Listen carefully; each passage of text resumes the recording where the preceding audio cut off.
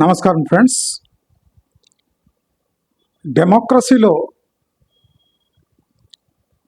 ఒక లీడర్ని చూస్ చేసుకోవడం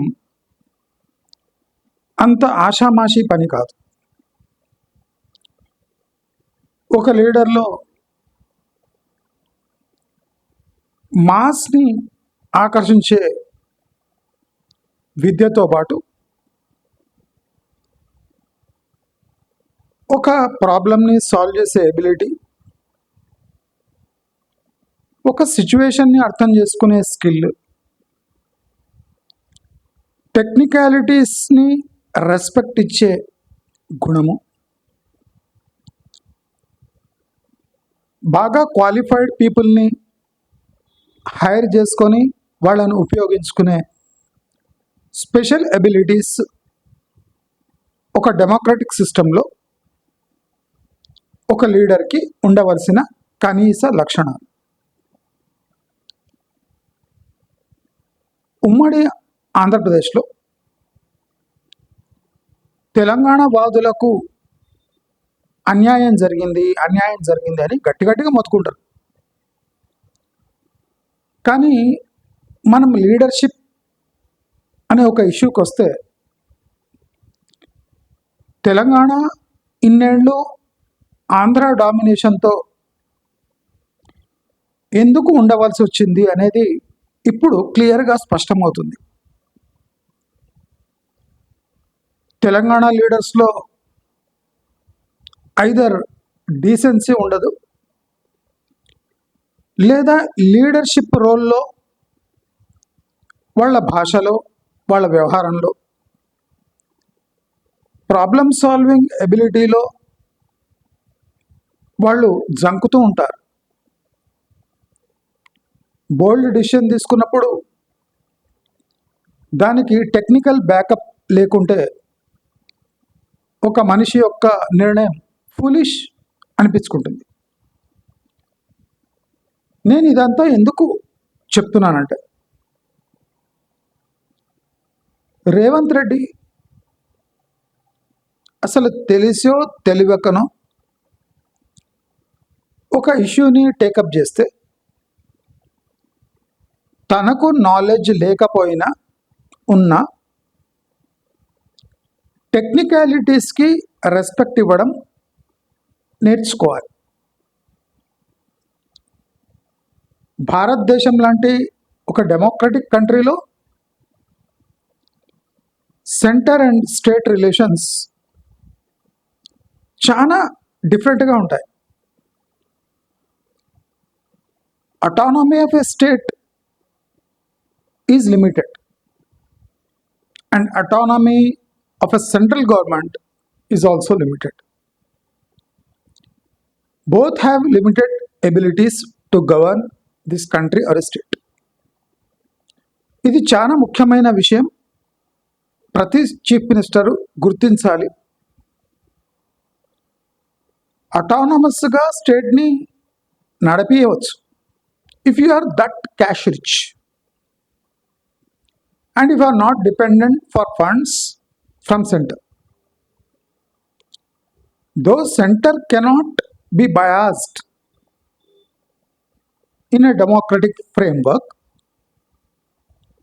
still center can exert pressure or deny funds based on pure inorganic logic. ఈ సూక్ష్మాన్ని ప్రతి స్టేట్, ప్రతి చీఫ్ మినిస్టర్ గుర్తుపెట్టుకోవాలి.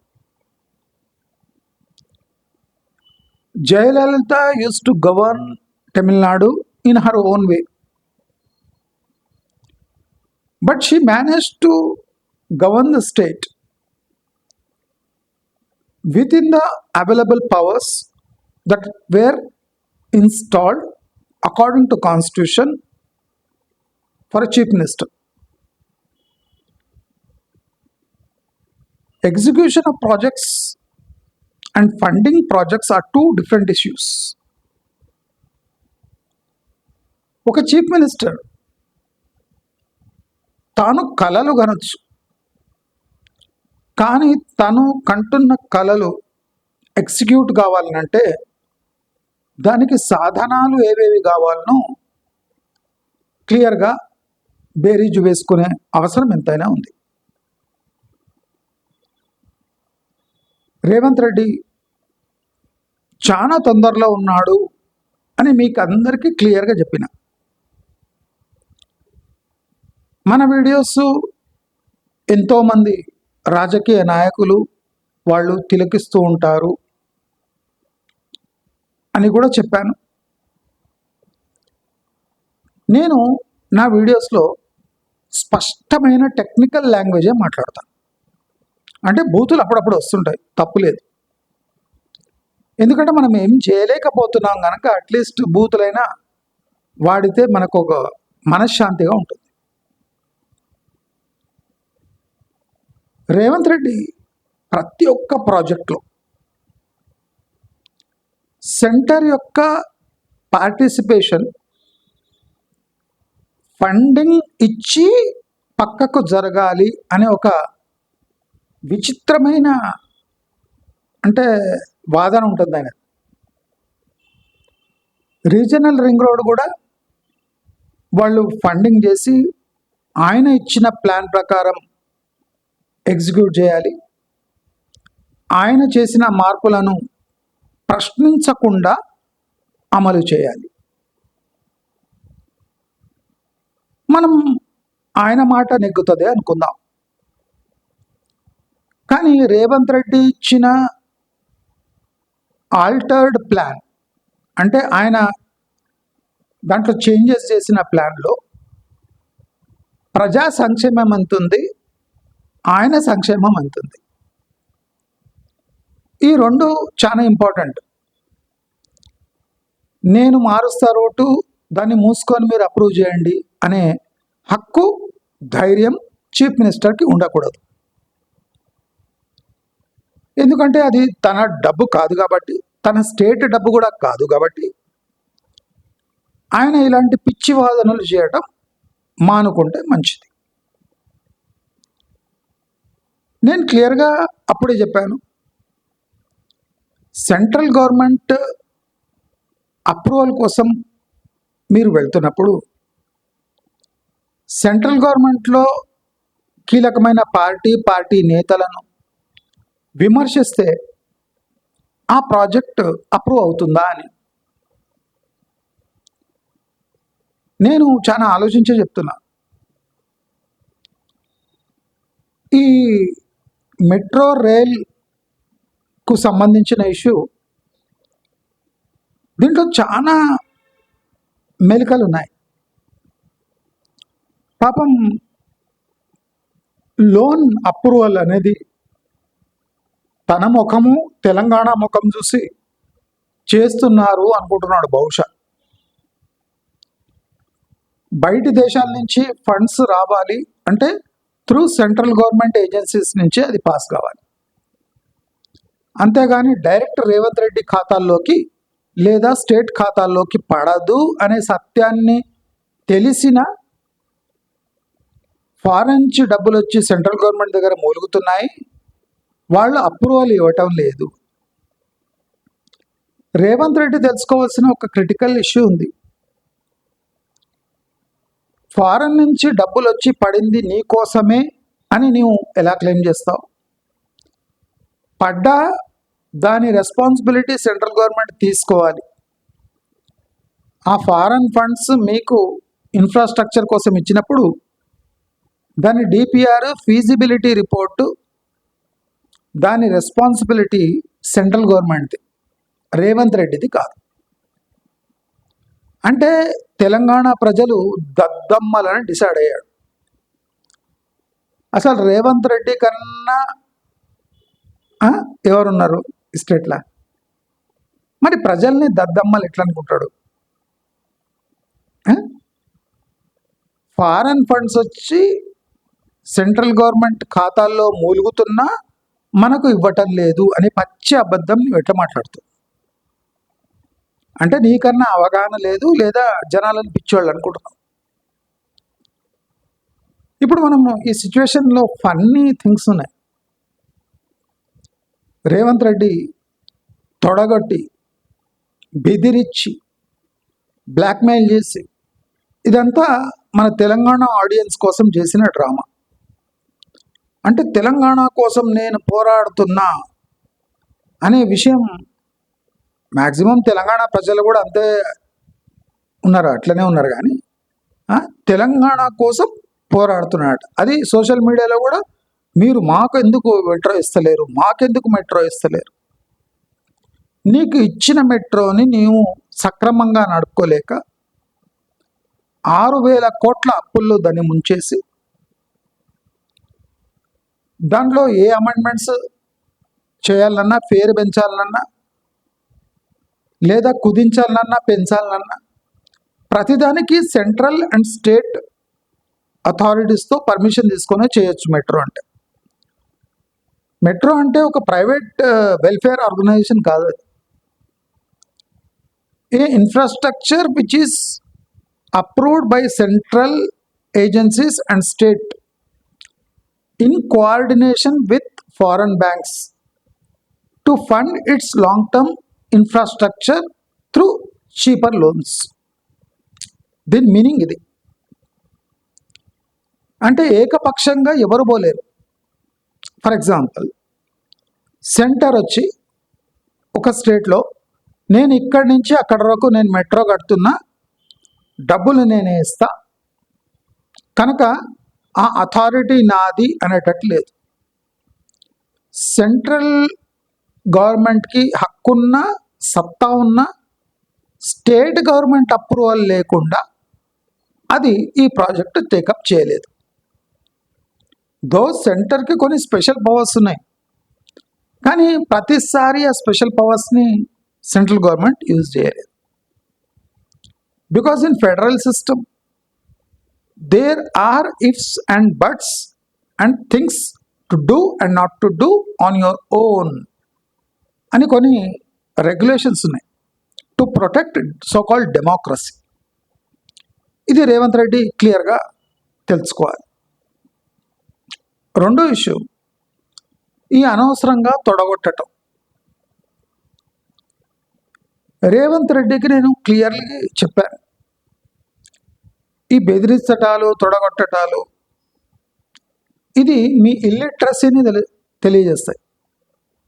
అంటే practically you cannot do even a single అంటే small harm to central government through these things. అంటే తొడగొట్టడము, తిట్టడము, దీనివల్ల సెంట్రల్ గవర్నమెంట్కి ఏం చలనం రాదు. అదిగాక వాళ్ళకి కసి పెరిగిపోతుంది. ఇక్కడ తొడగొట్టి మన కిషన్ రెడ్డి నాతో ఎక్కడ రావడానికి కూడా భయపడతాడు, ఆయనకు ఆ దమ్ము లేదు అన్నాడు. ఇప్పుడు కిషన్ రెడ్డి డైరెక్ట్గా చీఫ్ మినిస్టర్ని తీసుకొని ఖట్టార్ను కలిసిండు, వైష్ణవిని కలిసిండు. అక్కడ షాళ్ళు గప్పినరు, అక్కడ వరకే కట్. మన దగ్గర సోషల్ మీడియాలో న్యూస్ ఏమంటే అంతా సెట్ అయిపోయింది, మన రేవంత్ రెడ్డి చెప్పినట్టే సెంట్రల్ గవర్నమెంట్ ఒప్పుకుంది అని కొన్ని ఫేక్ న్యూస్లు ఇచ్చిండ్రు. ప్రాక్టికలీ అక్కడ లా ప్రకారం ఏం జరగాలనో అదే జరిగింది.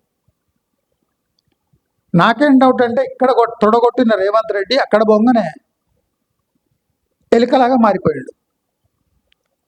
ఎందుకంటే తన స్టేట్ కనుక తొడగొట్టి పబ్లిక్ డ్రామా చేసిండు, కానీ అక్కడ పోయినాక ఆయనకు కూడా టెక్నికాలిటీ తెలుసు కనుక ఇక్కడ తొడగొట్టి ఏ భాష వాడిండో దాంట్లో 2% కూడా అక్కడ వాడకుండొచ్చు. అక్కడ వాడితే పరిస్థితులు ఏముంటాయని ఆయనకు బాగా తెలుసు. అయితే ఇప్పుడు రేవంత్ రెడ్డి తొడగొట్టి కాలర్ ఎగరేసి ఢిల్లీకి వెళ్ళాడు, అక్కడ వరకే కట్. దాని తర్వాత ఏం జరిగిందంటే కుర్చీ మడత పెట్టి కొట్టిండ్రు. అది క్లియర్లీ తెలుస్తుంది. రేవంత్ రెడ్డి ఢిల్లీకి వెళ్ళిన మాత్రాన కట్టరు, వైష్ణవు షేక్ అయిపోయి అరే తెలంగాణ చీఫ్ మినిస్టర్ మనల్ని వచ్చిండు, ఆయనకి ఏం జవాబు ఇవ్వాలి అనే అంటే ఘోరమైన పరిస్థితులు ఏం లేదు. ఇద్దరు కూల్గా హ్యాండిల్ చేసి ఈయనకి ఏం చేయాలనో అది చేసి పంపించారు. అంటే అదంతా రికార్డు కాలేదు కనుక మనకు తెలియదు, కానీ ఏమేం చేసిండ్రు వాళ్ళు. బిక్కు అనుకుంటా మళ్ళీ స్టేట్కి వచ్చాడు. పులిలాగా పోయి పిల్లిలాగా వచ్చిండు, పిల్లి కాదు ఎలుకలాగా వచ్చిండు. ఇది అవసరమా? ఒక స్టేట్ యొక్క చీఫ్ మినిస్టర్ యొక్క ఇమేజ్ని ఇర్రెపరబుల్ డ్యామేజ్, అంటే తన చేతితో తానే ఒక్క చంపగా ఇచ్చి కొట్టుకున్నట్టు అయింది. ఇప్పుడు ఢిల్లీకి పోయి ఏం సాధించిండు రేవంత్ రెడ్డి? నేను అడిగిన ప్రశ్నలే అక్కడ అడిగారు. నీవు ఫస్ట్ మెట్రోని టేక్ ఓవర్ అప్పు చేసి మరి ఎందుకు చేస్తున్నావు? వాళ్ళు అడిగిన ప్రశ్న ఏమంటే, నేను అడిగిన ప్రశ్నే వాళ్ళు అడిగింటారు, ఈయన దగ్గర నోరు కూడా తిరిగి ఉండదు. నీవు ఒక డెఫిసిట్ రాష్ట్రం ఉంచుకొని ఫేజ్ 2 వాళ్ళు చేస్తలేరని కసితోని ఫేజ్ 1 వాళ్ళ దగ్గర గుంజుకునే హక్కు నీకు ఎవరిచ్చారు? దీంట్లో క్రిటికల్ కాంపోనెంట్ ఏమంటే, ఫేజ్ 1లో సెంటర్ యొక్క పార్టిసిపేషన్ ఫండ్స్ ఉన్నాయి. మా అప్రూవల్ లేకుండా ఎల్ఎన్టీ దగ్గర నీవు ఆ మెట్రో తీసుకుంటా అని ప్రపోజల్ కూడా ఎట్లా పెట్టావు? Without discussing with central government. సరే పెట్టావు, ఫండ్స్ నీ దగ్గర ఉన్నాయా? లేవు. ఆ ఫండ్స్ నీవు మా దగ్గరనే తీసుకోవాలి. మా అప్రూవల్ లేకుండా నువ్వు మా దగ్గర ఫండ్స్ ఎట్లా తీసుకుంటావు ఎల్ఎన్టీకి పే చేయడానికి?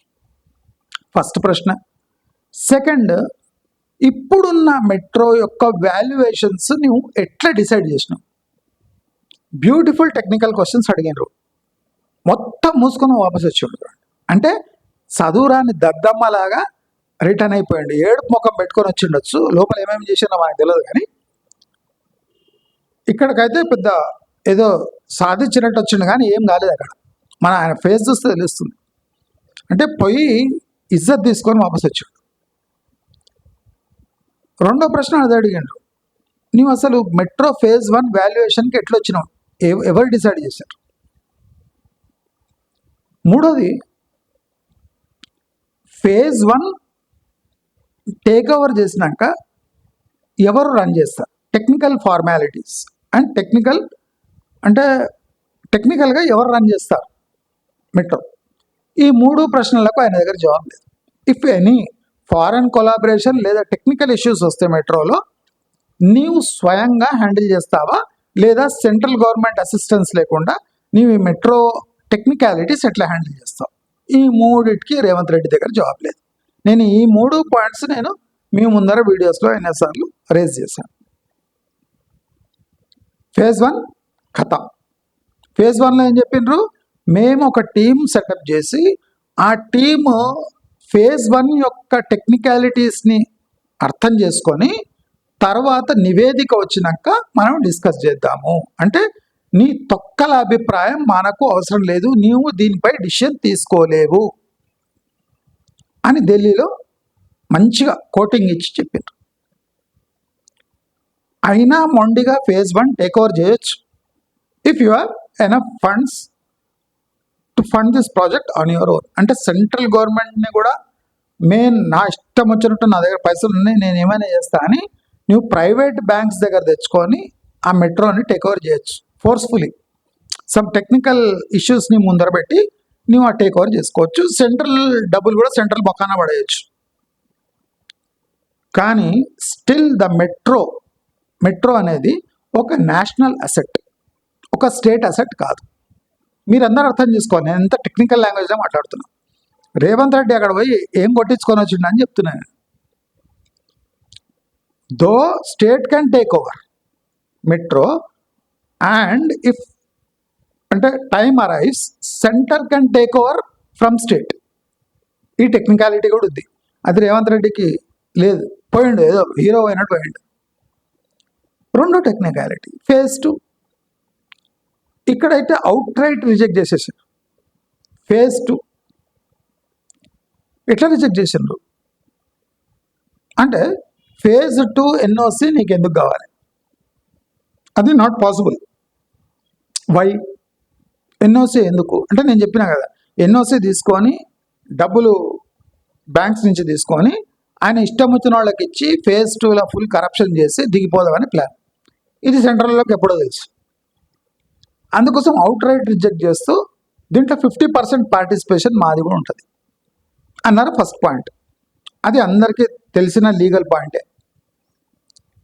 మీరు 10 నుంచి 50 వరకు ఎంతైనా ఉండొచ్చు. ఇప్పుడు హాఫ్ మేమే ఫైనాన్స్ చేస్తాం అంటున్నారు. ఎందుకంటున్నారు?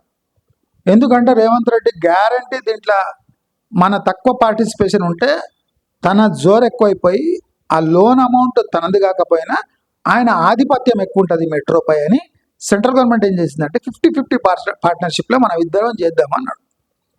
అనగానే ఇప్పుడు మెయిన్ గోల్ రేవంత్ రెడ్డిది ఏముండే, 35,000 కోట్ల రుణం తీసుకొని ఎన్ఓసి తీసుకొని తనకి ఇష్టం వచ్చిన వాళ్ళకి ప్రాజెక్ట్ అప్పగించి దాంట్లో పెద్ద కిక్ బ్యాక్స్ తీసుకొని ఈ మెట్రోని సమాధి చేద్దాం అనుకొని ఓ పెద్ద ఈజీ కథ అన్నట్టు తెలియపోయాడు.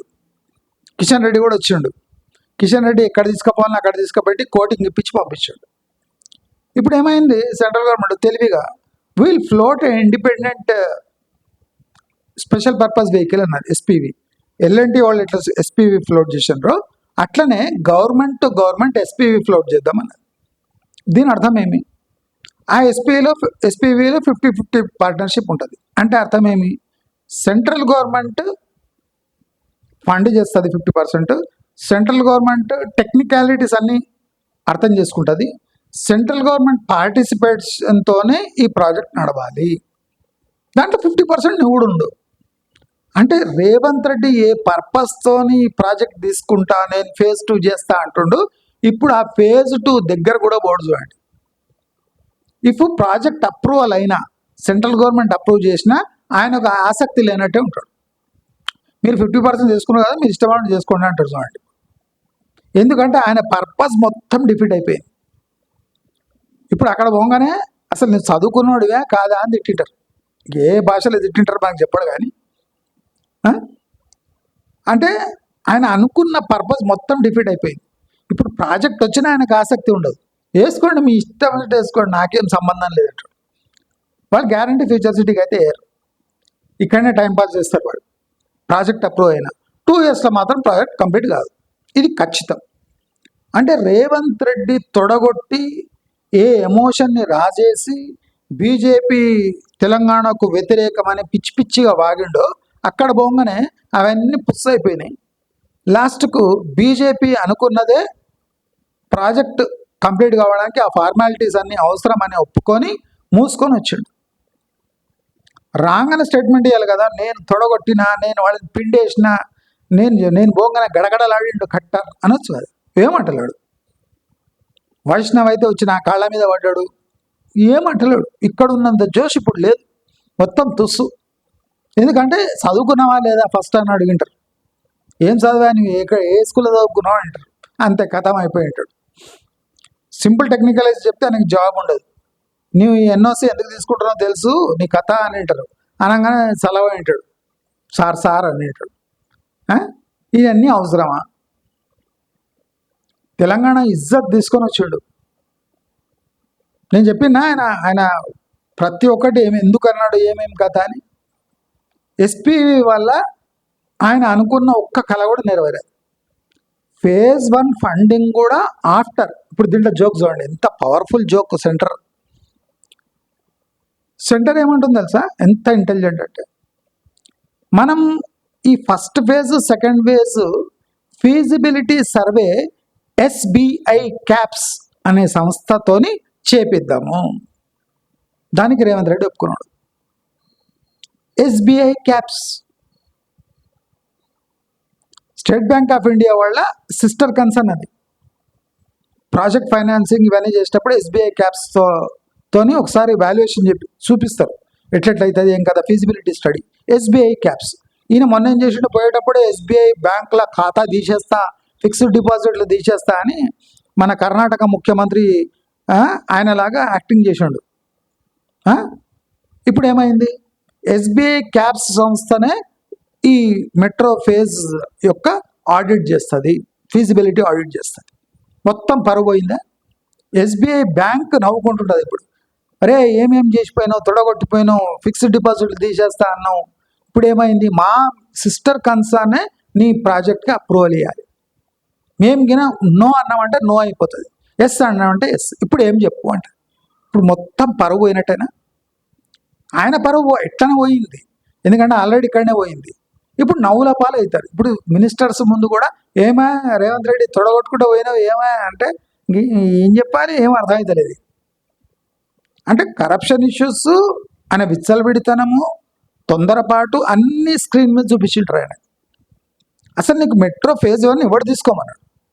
పైసా నయా పైసా జేబులో లేనప్పుడు ఫేజ్ 1 జోలికి ఎందుకు పోయినావని అడిగింటారు సింపుల్గా.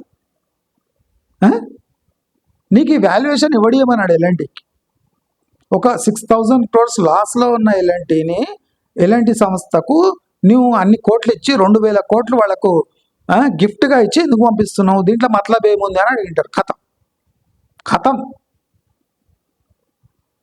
నేను అందుకోసం చాలా చాకచక్యంగా టెక్నికల్గా మాట్లాడతా ఇటువంటి ప్రాజెక్ట్స్ ఈ విషయంలో. ఇప్పుడు రేవంత్ రెడ్డి ఏం చేసిండు, పోయాడు షేర్ లాగపోయాడు, ఆయా షేర్ అన్నాడు, అయిపోయి. అట్లా బిర్యానీ హ్యాండ్ అది చేసిండు, ఇట్లా అన్నాడు, అన్నాడు, ఇట్లా 2 జడలు తీసుకొని ఇట్లా ఇట్లా ఇట్లా అన్నాడు. పోయేటప్పుడేమో అట్లా పోయాడు, వచ్చేటప్పుడేమో వేణుమాధవలా వచ్చాడు. పోయేటప్పుడేమో ఇట్లా షేర్ లాగా 2 జడలు వేసి ఆయా షేర్ అన్నాడు. వచ్చేటప్పుడేమో వేణుమాధవలాగా అన్నా ఏమన్నా ఎందుకన్నా ఇట్లా అయిందన్నో అనుకుంటూ వచ్చాడు. అవసరమా ఇది? ఒక ముఖ్యమంత్రికి చిల్లర మాట్లాడి పోయి కుర్చీ మడత పెట్టి కొట్టినాను, మామూలుగా కాదు. ఇప్పుడు చూడండి ఆయన కుయ్యి అంటాడా. ఇప్పుడు సెంట్రల్ ఒప్పుకున్న ఇప్పుడు ఈయనకు ఈ ప్రాజెక్ట్ మీద ఆసక్తి ఉండదు, ఎందుకంటే కమిషన్ వచ్చేది లేదు, పాడలేదు. ఫుల్ ప్లాన్ వేసినాం. ఒక ఎన్ఐసి తీసుకొని 35,000 కోట్లు తీసుకొని నా ఇష్టం వచ్చిన వాళ్ళకి ఇచ్చేసి ఇష్టం వచ్చినట్టు పిల్లర్లు కట్టేసి ఎక్కడంటే అక్కడ రూట్లు వేసేసి నేను అనేసి నెక్స్ట్ ఎలక్షన్కి రెడీ అన్నాడు. మొత్తం ప్లాన్ ఫ్లాప్. ఇప్పుడు చూడండి outer ring road, regional ring road కూడా flop. Regional rail road approval అన్నాడు, దాని కథనే తెలియదు. మూసీ ప్రక్షాళన ఒకటి మిగిలింది. ఇప్పుడు అక్కడ కూడా ఇజ్జత్ పోతుంది. నేను చెప్తున్నా కదా, మూసీ ప్రక్షాళన అంత పెద్ద స్కామ్ ఇంకోటి లేదు, దానంత పెద్ద స్కామ్ లేదు. ఇప్పుడు గిన మంచి భారీ వర్షాలు పడ్డాయి అంటే 6 నెలల వరకు ఈ స్కీమ్ ముందర పోదు.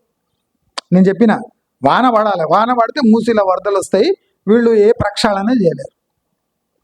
ఎస్టీపీలు 32 కట్టాలి, ఎప్పుడు కడతారు అంటే ఈయన ఏం లేదు, తొందరగా కాంట్రాక్ట్లు ఇచ్చేసి ఇక్కడిక్కడ మొత్తం పైసలు తీసుకొని ఎలక్షన్లకు వెళ్ళిపోయి ఖర్చు చేసేసి మళ్ళీ పవర్లో రావాలని పిచ్చికా కోర్తి.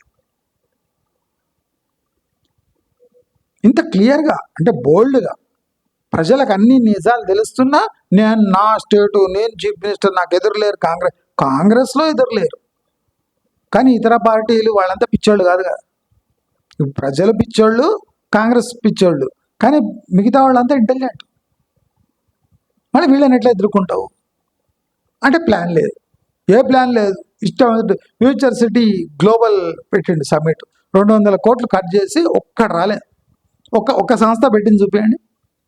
ఇప్పుడు ఇన్నెళ్ళు అయిపోయింది కదా గ్లోబల్ సమ్మిట్ అయ్యి, ఒక్క సంస్థ అక్కడ అడుగు పెట్టింది చూపించండి.